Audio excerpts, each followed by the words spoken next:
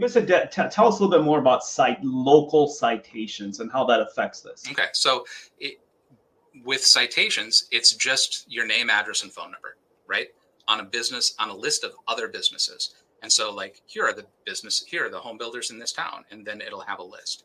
And then there'll be another site like City Search, and it'll have its own list. And so what you want to do is you want to get on as many lists as these as possible, because each one of these citations just makes Google know that you're legit. Now, there are a lot of ways to do that. You can sign up for each of them manually.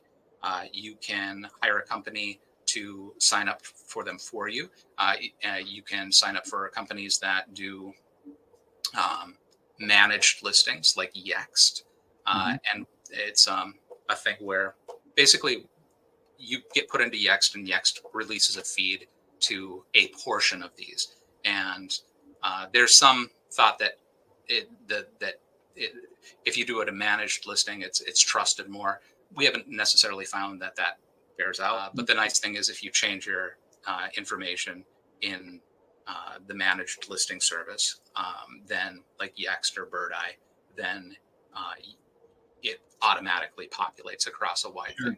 So like, if you do everything manually, you have to go through and change everything manually. Is it true? I've also heard that it's very important to have consistent information. In other words, the phone number, the address, the URL is consistent across all these. And if it's inconsistent, that can hurt you. Right, because Google does not do well with, like, Google gets smarter all the time, but Google is still not very smart. It's just not.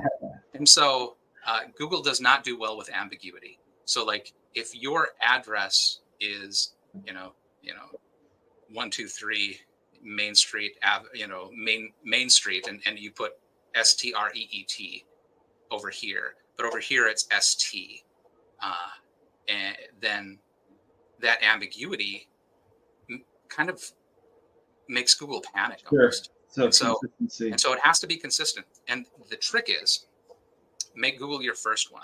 There are some people that say, Google should be your last one, so that it looks at it and everything sees it.